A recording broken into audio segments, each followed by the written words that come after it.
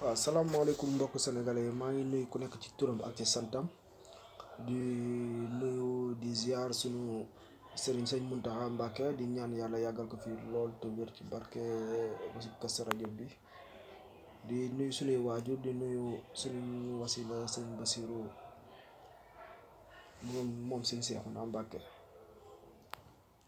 waaw dama bëggoon a waxtaan tuuti ci sénégalais musuma def sax vidéo mais booy seetaan télé ak internet bi booy xool li xaw ci àdduna bi doy na waar trop sax ba tiital ñëpp. Sénégal nag amoon nañu ay moyens pour mu bañ fay dugg waaye ay erreur personnelle tax na mu am fi mais ñun sénégalais yi laa bëgg a waxal. boo xoolee France xool États-Unis xool Espagne xool Italie xool Chine xool Russie xool Iran, c'est des pays qu'on les appelle les pays puissants au monde. xool Allemagne, c'est des puissants mondiaux. mais boo leen di xool face à cette virus ils sont incapables. C'est pas parce qu'ils n'ont pas les moyens, mais ils n'ont pas les vraies solutions. Cette virus est vraiment contagieuse. Voilà, jéggi na doy wax man nag lu ma tiital du dara. démb dama dem ci pharmacie ñetti pharmacie billahi wallahi watalahi ñetti pharmacie di jënd paracétamol mais daa manqué ci dëkk bi. paracétamol laa wax de moo manqué ci dëkk bi muy wane ni nag que mi grave te sénégalais yi xamuñu dëkk baa ngi grave.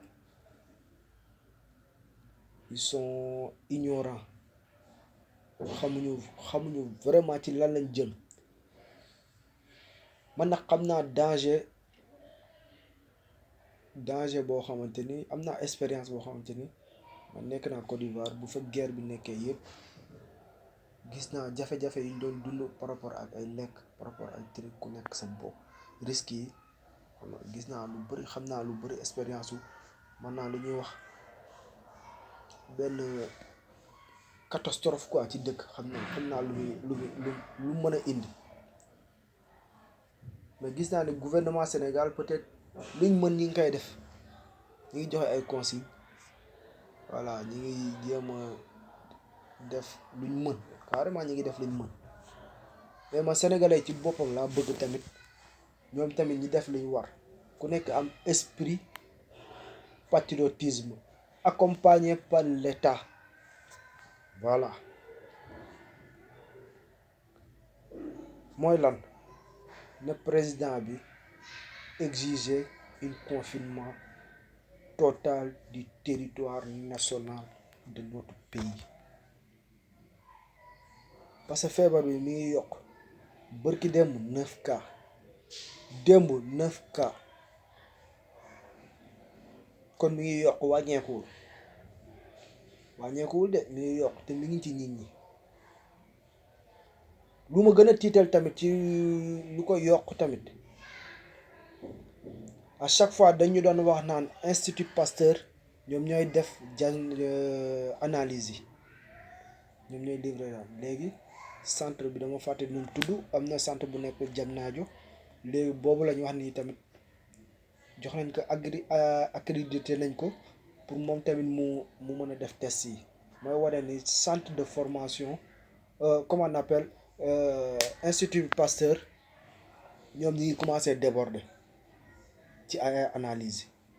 bu ñu gisee ñuy def recours deuxième alternative feneen mooy problème am na feneen embouteillage am na foofu. sénégalais yi nag nañ jug ci seen bopp ku nekk def sacrifice bi nga war a def ñu jéem a xool nu ñuy génnee ci lii nii dëkk bi doxaat ñu nuyoonte mbëkkante loolu la ñu xam. waaw ñun loolu la ñu xam ziarante waaw loolu la ñu xam chaleureuse nit sénégalais dafa chaleureux xam nga waaw loolu la ñu xam. waaw loolu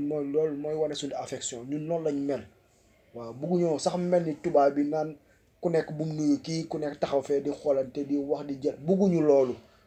mais sacrifice bi comme affaire bi amagul ampleur yoo xamante ne bu ñu waree anticiper tëj aéroport yi tëjuñu ko depuis bu ñu waxee étudiants yi nekk Chine duñ dugg ci Sénégal mënuñoo dugg nañ toog foofu noonu amuñu moyens yi pour régler leen pour gérer leen fii nii waruñu woon a bàyyi benn tubaab di dugg ci dëkk bi di ñu contaminer boobu la ñu waroon a tëj aéroport bi ku nekk dëkk comme étudiants yi Chine yi situé nañ leen waa France xam nañ ni situé nañ leen ñëpp dañuy toog ku nekk fi nga toog waa Italie ñëpp ku nekk bitim réew xam ni étudiants yi lii la ñu léegi mooy Sénégal dañ ko waroon a tëj wax ji jeex. mais comme defuñu loolu ba léegi tubaab yaa ngi fi dugg nañ fi contaminé nañ fi ñi moodu yi fi ñëw jógee feneen tamit ñëw nañ contaminé nañ les affaires baa ngi grave 50 et quelques cas c'est trop si on arrive à près de 100 200 300 cas là ça va devenir très difficile même parce que Sénégal 45 lits réanimation lañ am 45 bu ñu amee 100 cas rek mooy problème am na. problème dina am de voilà mooy dinañ commencé suuli te ku ñuy suuli xamuñu ko mën na nekk sa mbokk mën na nekk sama mbokk mën na nekk mbokk keneen sénégalais lay nekk en tout cas voilà léegi man dama wax si état bi na jël solution bi nekkul économiquement day toucher sénégalais yi mais c'est pas grave c'est pour juste un mois 15 jours jusqu'à un mois si c'est trop prolongé ñu nekkaat suñu jàmm ku nekk situé wu ñi am feebar bi gars yi jëm na la traité encadré ñëpp nekk contamination bi dafa war a arrêter parce que importé yi c'est pas grave parce que importé yi buñ ñëwee rek buñ testé ñoom dañ leen mën a quarantaine amul problème ils n'ont pas de contact avec quelqu'un mais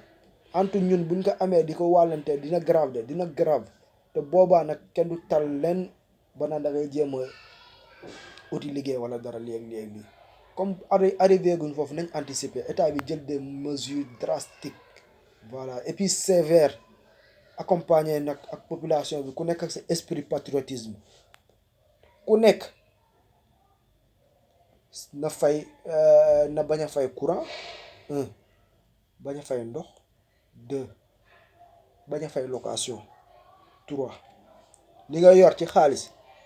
nga denc ko dundee ko loolu 15 jours rek la ku nekk toog sa kër te buñ gisee cas boo xamante ni social la